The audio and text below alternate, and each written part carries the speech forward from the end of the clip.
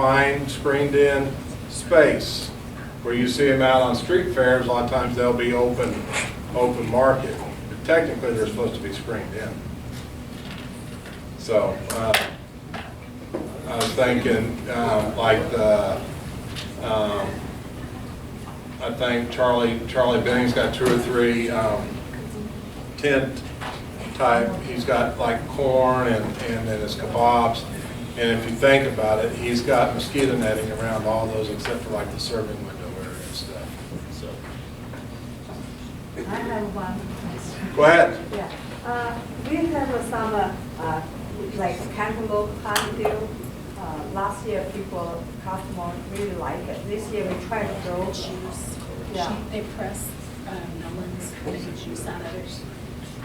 Are you asking about your juice I know, too? I want juice okay because commercial bottle. I want about the sample because people say, can I try? So we cut the home, I cut the commercial kitchen, I bring here, okay, right? So, Sue, your question is about The little piece of sample. bringing samples of your melon, Yeah, I cut it from but the you do commercial it, kitchen. you Then I prepare the bring samples it. in your commercial Yes. kitchen. Can I do that? Yeah, and a souffle, like a souffle cup with a lid on it. Yeah, just one of those Plastic little cup. white, Yeah. yeah. Okay. Yeah, Thank you. because you're preparing it in a kitchen. Yes. A certified kitchen. Yeah, Right. Yeah, put on the cooler printing. yes. Okay, thank you. Susan has a question over there. I actually have a couple, Brenda and I had talked about it, and I bet she didn't get time. Well, I haven't got back with you. You go ahead and ask. I want to hear it again. We were being nosy about a ice cream sandwich. We make the cookies by bought an ice cream to put in between them and keep them frozen at market. So the question, and we're videotaping this for people that couldn't be here tonight, and we require every vendor, no matter when they join the market, to watch that.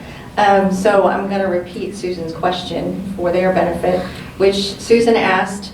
They were thinking about selling ice cream sandwiches that included store-bought ice cream, and but they would make the cookies, and if that would be okay.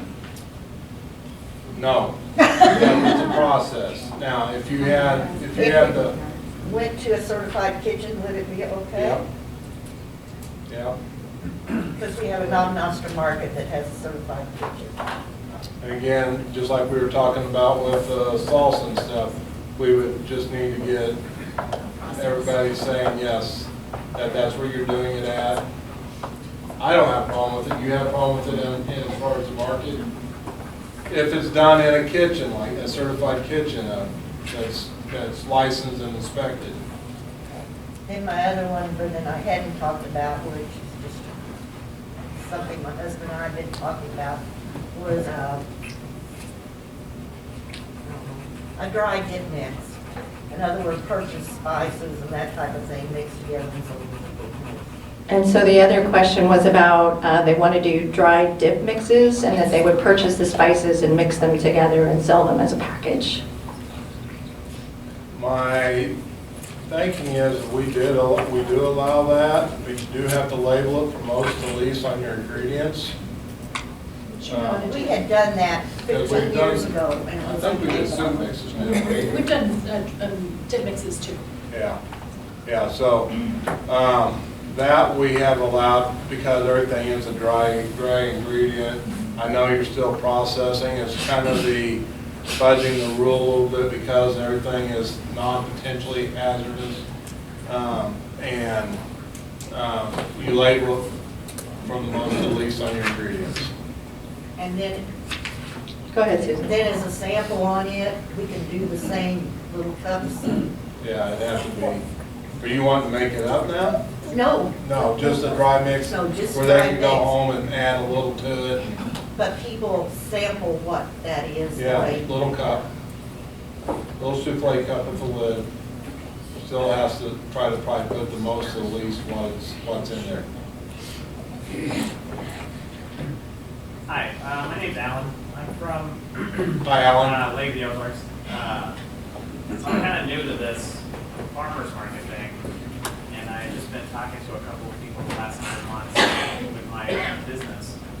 And we had talked about doing prepped meals per se, like you take home and you cook yourself, but it's already pre-prepped and whatnot. I would obviously like to do it in my hometown where I can easily get a building and a certified kitchen. So would that mean that you would need to come down there and inspect it? Or if Your you local- sold in the Sibelius Farmers Market? Your counterpart that's in your county, he would need to inspect that, he or she would need to inspect that. I would need a copy. I would need a copy of the inspection, and then we would probably review with you on the process and whether or not farmers market, that would be up to them still on that type of a setup, whether that would be allowed or not on their side of the world. But for me, if you have a certified inspected kitchen and you bring your product up and you're able to transport and keep it in the proper temperature zone, whether it's hot or cold, Frozen. Yeah, or frozen, It would come frozen, all right, because it would, well, that makes your life a little easier. yeah. You need to have it labeled with what's in it from the most to the least and reheating instructions. Okay. 165 degrees for 10 seconds would be the minimum reheating instructions on there. That Yeah, answer good. it? Yeah. Yeah. Anybody else? Could you guys cover jalapeno jelly? Oh, The question was what if he would cover jalapeno jelly?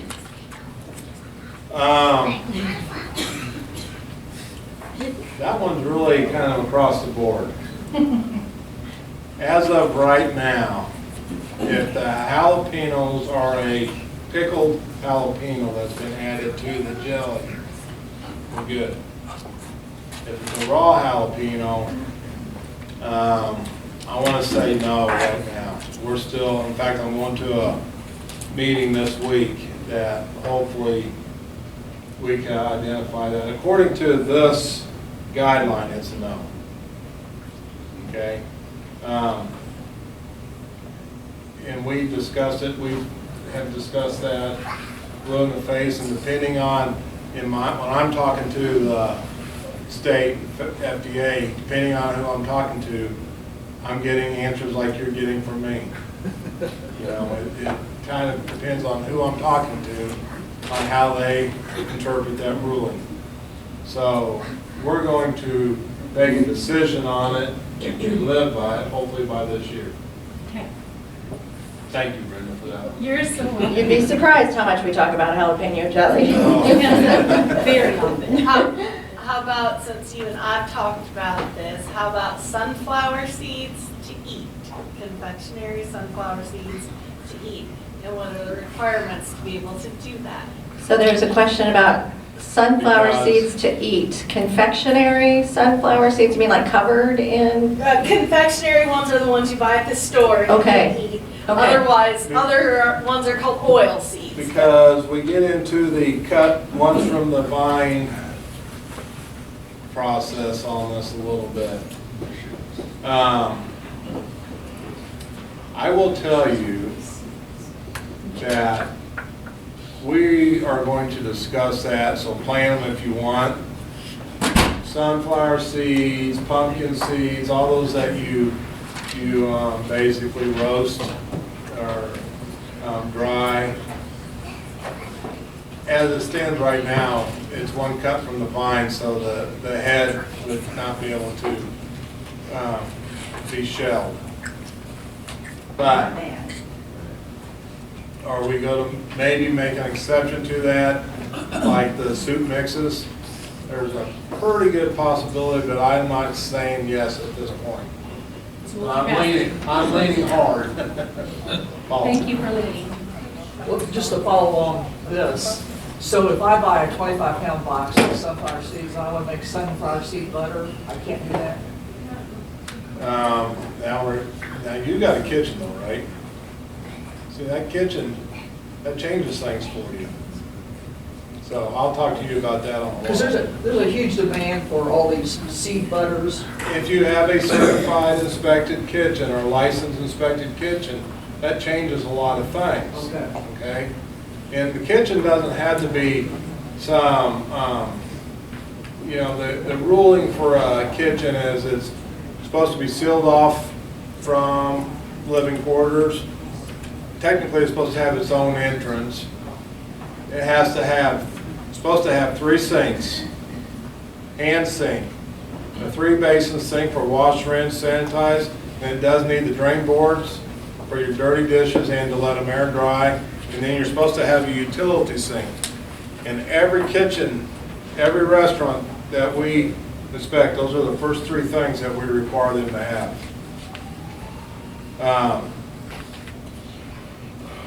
If you don't mind, I'm gonna kind of throw you guys, not throw you under the bus, but, so they have a home kitchen with table of 5. They do their catering out of their house. They have a basement kitchen that enters into its own entry, and it is sealed off from the house. And they have all of these components that I just mentioned within their kitchen. And I'm sure it was a little bit of an undertaking to get that done. But it's completely separated from the rest of their living quarters. What about dried beans? Question about dried beans. Just taking the seeds out, use them for soups later on.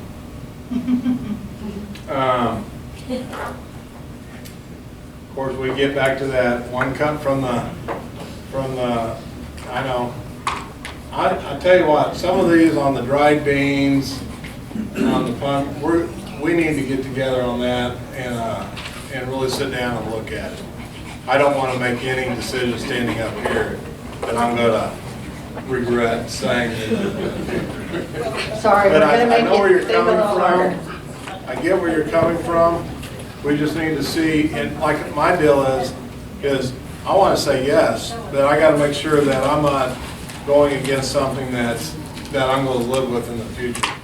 Right, because the top priority is our customer safety, obviously, and we're going to try to find a way to say yes, but Kirk does his homework really well, and sometimes it's not the answer we want, but he And tries. Return your phone calls, even if you call them 100 times. Well, this last month, if you've tried to get a hold of me this last month, I'm going to tell you, we've remodeled the interior of the health department, so my phone has been in a storage locker for the better part of this month.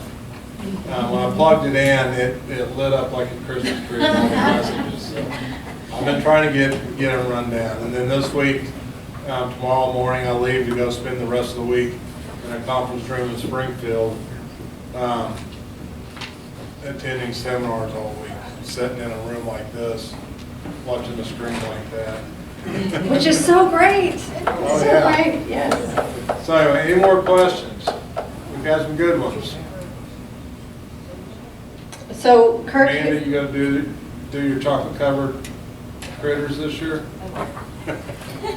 Susan, did you have another question? Yeah, and I've been doing a few things bad. I apologize. Oh, well, here, I think let to me- ask. But that means our popcorn can't be sold either. Your popcorn, how are you selling? Are you, They're showing it from the ear. say it again? They're showing it from the ear in the bag. And it's dried or You know, moisture added. I just need to get everybody that's got the dried stuff going on. And let's review that and go through the processes and make sure that, see if we can come up with a win. So maybe if all of you that are interested in that kind of thing could just shoot me a message, email, text, and then I'll get with Kirk and we'll educate. I never thought about the seeds and. Yeah, I didn't either. So let me ask the question, how many of you that are doing these dried stuff are going to Columbia, Springfield, or Kansas City's farmer market and selling it?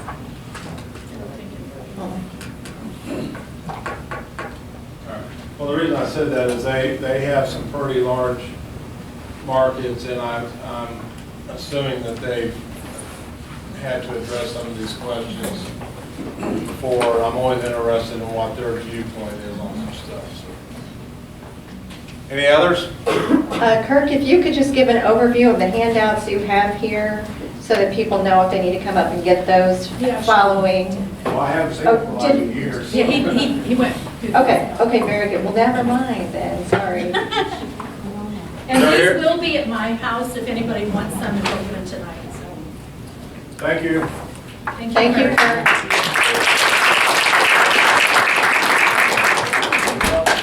Okay, just a friendly reminder, please feel free to get up and move about.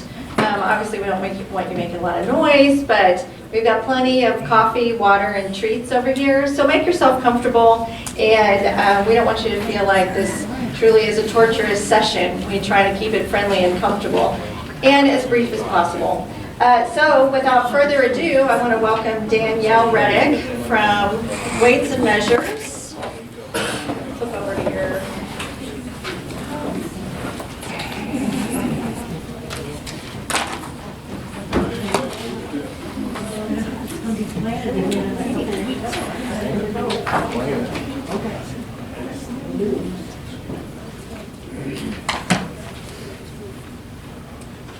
So my name is Danielle. I'm with the Missouri Department of Agriculture Weights and Measures. I'll be the Weights and Measures Inspector for the area. So I think I've mostly got everyone's scales done. And if not, I'll try to be by the market once or twice this year to get other ones if you have them. So what we're going to do is just kind of go through an overview of what Weights and Measures does at the market.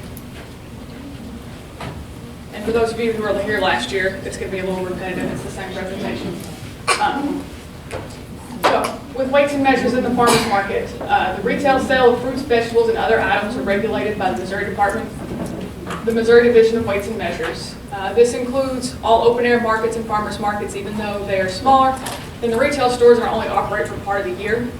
Our laws and regulations were established to ensure both buyers and vendors are protected from the perception of shortchanging and misrepresentation of product. So we make sure that buyers receive accurate information to compare price and quality and quantity of items, and vendors are safeguarded from the perception of shortchanging buyers and also from undercutting themselves and losing profits. With that being said, certain scales can and cannot be used at markets. Scales used in direct sales must be what's called legal for trade and certified by a Weights and Measures Inspector annually. Those annual inspections include fees. The fee is $15 per scale as long as your scale capacity is below 60 pounds. Once you break the 60-pound mark, you're going to jump up to 30 pounds, so on and so forth. I think pretty well everyone's is below that and just pays the $15 per scale. In order for a scale to be legal for trade, it's got to be manufactured to certain specifications. Only legal for trade scales can be certified. If you're not sure if a scale is legal for trade, you want to look for the certain items, that being the manufacturer name and scale model. It'll have a non-repetitive serial number. It'll be labeled with a scale class for 1, 2, or 3, and then a certificate of conformance number. And that's assigned by the National Institutes of Standards and Technology. They're the ones that do all the testing to make sure scales are legal for trade. If you're not sure if your scale is legal for trade or not, you can contact our office directly at 573-751-5639, and they can assist you with any questions you have about that. We also have a lot of companies that are registered with the state that sell legal for trade scales. They have registered technicians who calibrate the scales and place them in service. So if you ever have a scale that needs to be repaired or your scale doesn't pass inspection for whatever reason, these companies, they're registered with the state and they can do all that for you, and they notify us and kind of take a lot of that work out of your hands. Danielle, we also have paperwork down there that has all of those companies. Yeah, so you have some left over from last year, and I have a bunch more if anyone is interested in any of that information. So scales that cannot be used, not all scales can be certified. Scales that are marked not legal for trade by the factory, or devices that are not manufactured to meet certain standards for commercial trade cannot be used. This includes, but is not limited to, infant scales, bathroom scales, restaurant portion scales, postal scales, and kitchen utility scales.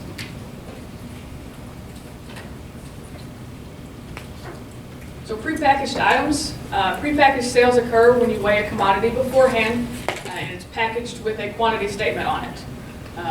example, if you package potatoes in 5-pound bags and bring those, or you're packaging 1-pound bags of green beans, you bring those to the market already packaged up and sealed. Scales used for pre-packaging do not have to be inspected. They don't have to meet the requirements set forth by Missouri Weights and Measures laws. And they don't have to be inspected once a year. As long as you're using them at home or wherever you package your products, then they do not have to be inspected. With prepackaged items, the inspector will check the weight or the count of the package for accuracy instead of the scale. As long as your package contains at least what is labeled on it, then it is within compliance. So when prepackaging items, there are legal requirements for labeling. With Weights and Measures, each item labeled must include the name of the product, a quantity statement, whether it's weight, measure, or count, however that commodity is sold, and a statement of responsibility, so your information for your packaging. We require, at the very least, your name, contact phone number, and then your city, state. All bakery items must have a net weight, regardless if it's sold by count or measure. The statement must be labeled as net weight, the weight of the commodity excluding the weight of the wrapping material or container, and it can be abbreviated as net WT. Phrases such as approximate net weight, or more than, or at least cannot be used, so it's just got to be net weight or the abbreviation for it. When selling commodities by measure, an accurate measure would be when the container is filled and struck level across the top. So if you're selling like quarts of berries or anything by the quart or larger, you just have to fill it up level to the sides and strike it plain. It doesn't have to be rounded over the top. You don't have to squish it down. As long as it's level, it's considered in compliance. So the method of sale of different commodities. Produce can be sold by weight, measure, or count, depending on the different commodities. Weight, obviously, by the pound or pre-labeled weight. Dry measure, your pints, quarts are larger, by count. I do have handouts as well that for the different ways that different commodities can be sold. There are only maybe 3 or 4 items that have to be sold by weight. One of the main ones is okra. Some of the other ones are grapes and dates, and usually don't see a whole lot of those at the markets. And then Weights and Measures, egg licensing program falls under Weights and Measures. So we have 3 types of egg licenses. Limited license for those who sell their eggs at just the farmers markets or roadside stands. It's a $5 annual fee. A retail license for any person or business who sells eggs to a consumer. So if you have a retail store, then you're going to have a retail license as well. It'd be like your Walmart, Dollar Generals. And then a dealer's license. So anyone who packages their own eggs, buys from a producer, or other dealers to be sold to a dealer, processor, or retailer. And those fees are determined by the number of cases of eggs sold in a week. So if you're packaging your eggs and selling them to a retail store for sale, then you're also going to have a dealer's license. To apply for a license or for a list of our frequently asked questions, you can visit our website at agriculture.mo.gov. And then be under the Weights and Measures drop-down box, Device and Commodity Program, and then eggs. If anyone would like to apply for an egg license today, I do have applications available as well. So we do have egg packaging requirements. All eggs packaged for sale must be washed, candled, sized, and graded. All egg packaging must include a pack date, grade standard, size, and the license number on the outside of the carton. So your grade standard is going to be your grade A, B, however we decide to sell them. We do allow packaging with recycled cartons as long as those cartons are clean and sound and free of dirt. And also, if you're using recycled cartons, any information not pertaining to the eggs inside must be covered and marked out. So if you're using like Walmart, all these eggs, the information on the side that's got your sell by date, who packaged the eggs, all that's got to be marked out and your information replaced with it.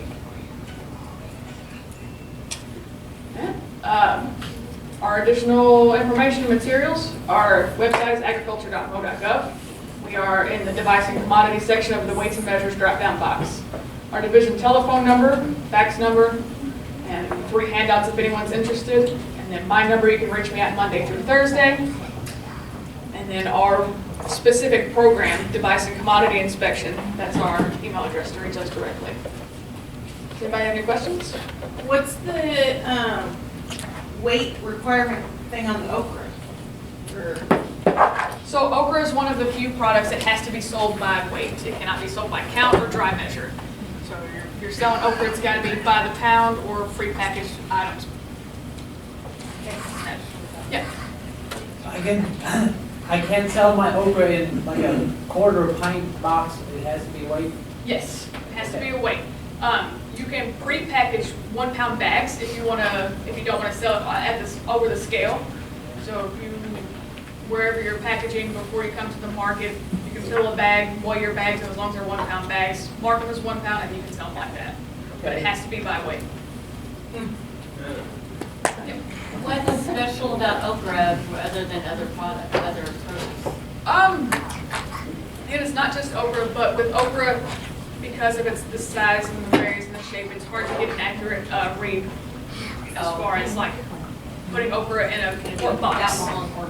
Yeah, so you're not going to get an accurate measure if you're trying to put it in pint quarts or larger boxes. Okay. And so you said grapes are that way too? Yeah, grapes, dates, okra, and I'm not sure of the other ones. I'd have to look.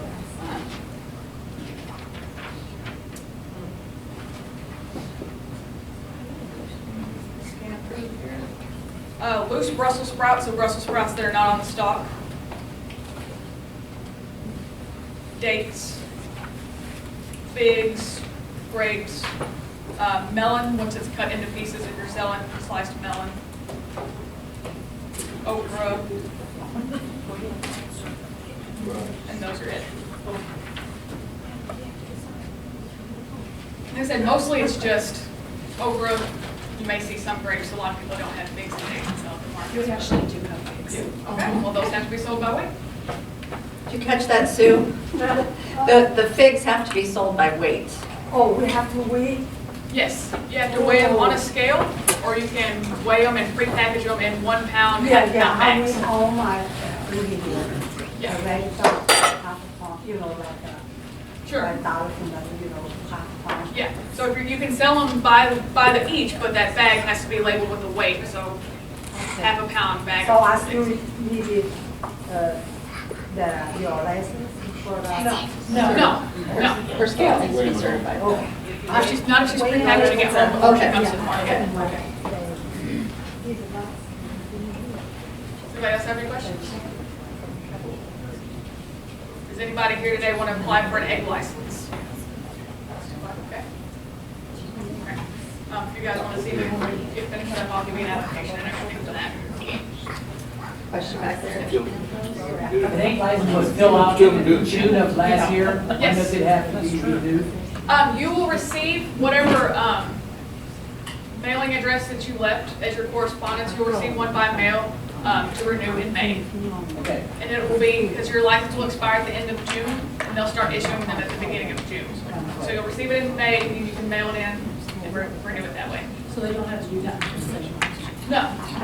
If you have an egg license already, you'll be contacted by the department via mail or email address, however you decide it applies. Anybody else? Thank you. Thank you, guys.